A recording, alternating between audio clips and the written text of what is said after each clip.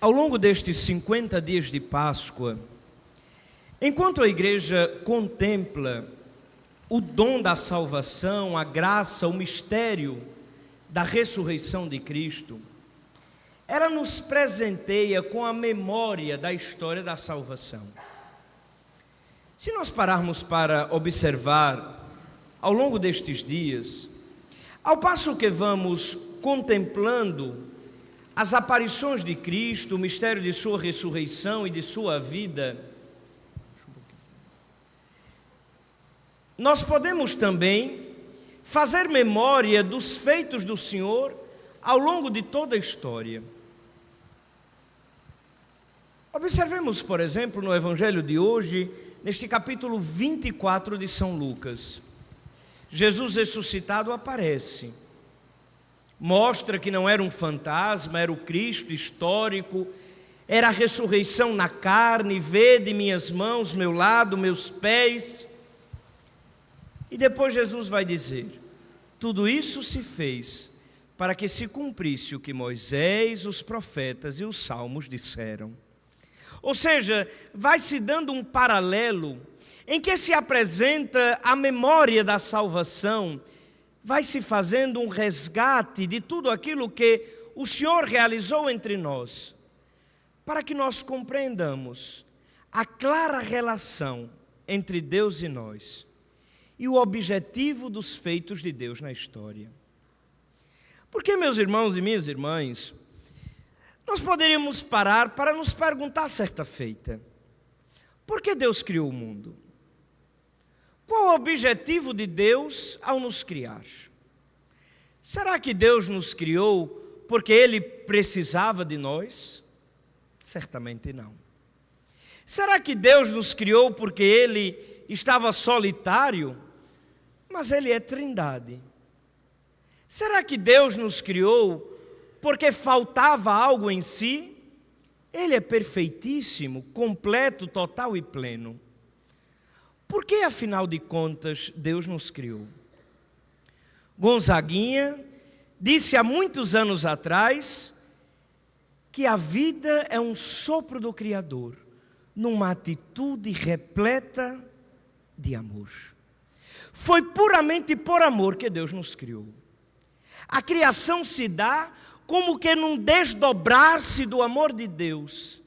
À medida que Ele vai criando, vai vendo tudo o que faz é perfeito, e Ele vai dizendo: faça-se, faça-se, faça-se, até que no sexto dia Ele nos cria e vê que tudo é pleno, que tudo é bom e que tudo é belo.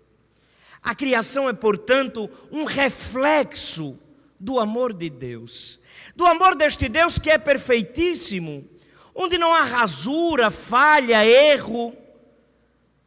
Deus nos cria somente, puramente por amor, sem nenhum interesse, porque Ele não precisa absolutamente de nós.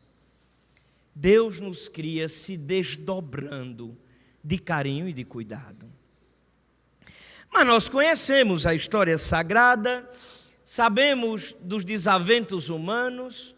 Nós erramos, falhamos, caímos, traímos a amizade do nosso Deus, erramos. Deus, contudo, não esquece de nós, não nos abandona nem se vinga, porque nele o amor é pleno e Ele não pode trair-se a si mesmo. O amor de Deus não espera recompensa de nossa parte, por isso Ele não deixa de nos amar. Assim nós podemos encontrar em todo o Antigo Testamento este amor carinhoso de Deus, que vai paulatinamente se revelando. Quantas as tentativas de Deus em refazer os laços de amizade conosco. Vamos lembrar de Noé, Deus que manda erguer aquela arca para refazer a criação. Vamos lembrar de Abraão, o nosso pai na fé, que subiu o Monte Moriá disposto a sacrificar Isaque e fazer nova descendência em si.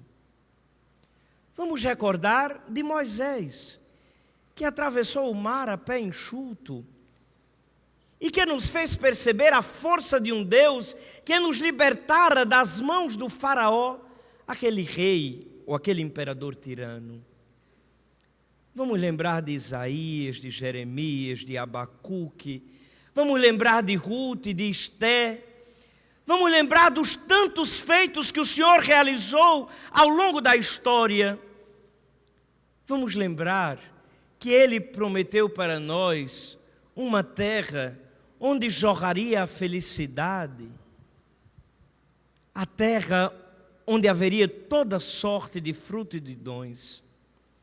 O profeta, na quarta leitura da vigília pascal, nos recordou que do lado direito do templo brotava um manancial de água viva que inundava toda a cidade de Deus. E ali não havia escassez nem sofrimento. Mas nós prosseguimos sem compreender o amor de Deus. Por isso, na plenitude dos tempos, Ele nos enviou o seu próprio Filho. E nós aqui, na noite do último dia 24 de dezembro, celebramos a festa da encarnação. Celebramos o mistério do Deus que é conosco, que é na nossa vida. Ao longo de todo o ano litúrgico, nós ouvimos o próprio Senhor, a sua palavra, a sua voz. Vimos como Ele realizou tantos prodígios entre nós, curas, milagres, sinais, bênçãos, exorcismos. Ainda assim nós não compreendemos. Por isso, dia 28, último, com muita dor nós não podemos celebrar o mistério da Eucaristia. Era a Sexta Santa, o dia da morte do Senhor. Celebramos a memória de Deus, que assumindo nossa carne, vai até as últimas consequências, até os abismos dos infernos, para nos oferecer o dom da vida. 3 dias depois, podemos então cantar um hino de glória e proclamar a vitória, a ressurreição, o mistério de Deus que vence tudo, até a morte por nós. Mas afinal de contas, depois de tanta ingratidão, por que Cristo ressuscitou? Ele precisava, por acaso, ressuscitar na carne? Afinal, Ele não é Deus? Mas antes disso, por que Ele morreu na cruz por nós? Ele precisava morrer? Deus eterno e onipotente? Antes ainda, por que Ele quis assumir a nossa carne e a nossa vida? A resposta quem nos dá é o próprio Jesus no Evangelho de hoje. Os feitos do Senhor são por nós e para a nossa salvação. Entre nós não há nenhum outro objetivo de Deus senão a nossa salvação, a nossa felicidade e a nossa vida. É por isso que Ele vai se desdobrando de carinho, de cuidado, em amor. É por isso que Deus vai realizando tantos feitos na história por nós, para a nossa salvação. Se nós tomarmos então toda esta memória sagrada, parece, meus irmãos e minhas irmãs, que se cria na história uma espécie de duelo. O duelo entre o amor misericordioso de Deus e a nossa fraqueza, a nossa fragilidade, a nossa inclinação a errar. Deus vem com seu carinho e prova a sua misericórdia. Nós erramos de novo. Deus mais uma vez nos cobre de perdão e a gente erra. Deus realiza sinais, milagres e a gente erra novamente. Diante deste duelo, nós podemos compreender aquilo que disse Santo Tomás há 8 séculos. A glória de Deus é, portanto, a salvação do homem. A glória de Deus, meus irmãos e minhas irmãs, está na plenitude de nossa vida. À medida que nós encontramos o caminho da salvação, a glória de Deus se revela em nós. Não porque Ele precise de nós, mas porque, à medida que nós nos glorificamos, revelamos, a sua face plena e total. Se nós somos o corpo de Cristo, como meditamos semana passada, se nós somos verdadeiramente esta igreja que ressuscita com Cristo nas fontes do batismo, à medida que encontramos o caminho do Evangelho, da graça e o dom da salvação, planificamos a ressurreição do Senhor na nossa carne, na nossa vida. É por isso que Jesus termina o Evangelho de hoje convidando aqueles 2 discípulos a, conscientes desta verdade, testemunharem o Evangelho e a ressurreição com suas vidas. Meus irmãos e minhas queridas irmãs, Santo Agostinho, no princípio da igreja, 16 séculos passados, cunhou uma expressão, um axioma teológico, que é fundamental para nós compreendermos o mistério que realizamos ao longo destes 50 dias. É que a ressurreição é algo objetivo. Deus, verdadeiramente encarnado na história, morreu e na carne ressuscitou por nós. Ouvimos no Evangelho agora. Jesus mostrou as mãos, mostrou os pés e disse: eu não sou um fantasma. Mas a ressurreição que acontece de forma objetiva, a partir dos feitos de Deus, ela precisa realizar-se subjetivamente, à medida que nós abraçamos o Evangelho pela fé. Santo Agostinho disse então: o Deus que te criou sem ti, não te salvará sem ti.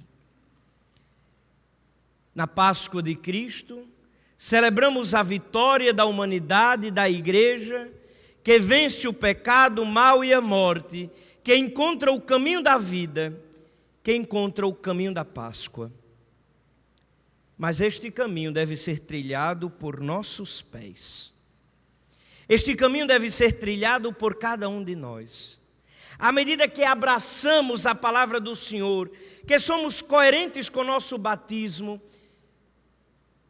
que nos tornamos testemunhas, mártires, no sentido mais próprio da palavra, que abraçamos na radicalidade o Evangelho, custe o que custar. Celebrar a Páscoa de Cristo deve nos fazer tomar consciência daquilo que o Senhor realizou por sua vida e daquilo que Ele nos impele a realizar pelo nosso testemunho. Na nossa família, na nossa casa, no trabalho, nos ambientes que frequentamos, com as pessoas que convivemos, lá nós precisamos levar adiante este mistério da vida de Deus, este mistério da ressurreição, para que sejamos dignos dele. Não adianta simplesmente dizer Senhor, Senhor. Nem adianta simplesmente viver a fé de forma eufórica e inconsciente. Também hoje no Evangelho, São Lucas nos disse que os apóstolos não compreendiam a ressurreição, porque eles estavam muito felizes e surpresos. Esta é uma das grandes tentações do cristianismo do século XXI. Viver a fé como um evento eufórico. Durkheim, no século XIX, cunhou uma expressão chamada efervescência coletiva. A gente vai à igreja, grita, grita, grita, bate palma, faz show, chora e volta para casa como se nada tivesse acontecido. Vivendo no pecado, no erro, no mal, não nos importando minimamente com o que é o Evangelho. Isto não é a fé cristã. Isto não é a fé de Jesus Cristo. A fé de Jesus Cristo é aquela que nos compromete a viver o Evangelho na radicalidade de nossa vida, não nos importando com os aplausos, mas sobretudo com a cruz. Nisto todos saberão que vocês são meus discípulos, quando vos amarem como eu vos amei. Que este tempo da ressurreição, meus irmãos e minhas irmãs, nos leve à consciência da fé, nos leve a compreendermos na radicalidade na vida o dom de Deus, a compreendermos que objetivamente Deus chegou ao fim da existência humana para levá-la à plenitude de sua glória. Se cada um de nós alcançará esta glória, depende hoje das nossas opções fundamentais. Louvado seja nosso Senhor Jesus Cristo. Creio em um só Deus, Pai Todo-Poderoso, Criador do céu e da terra e de todas as coisas, visíveis e invisíveis. Creio em um só Senhor, Jesus Cristo, Filho unigênito de Deus, nascido do Pai antes de todos os séculos, Deus de Deus, luz da luz, Deus verdadeiro de Deus verdadeiro, gerado, não criado, consubstancial ao Pai. Por Ele todas as coisas foram feitas, e por nós homens, e para a nossa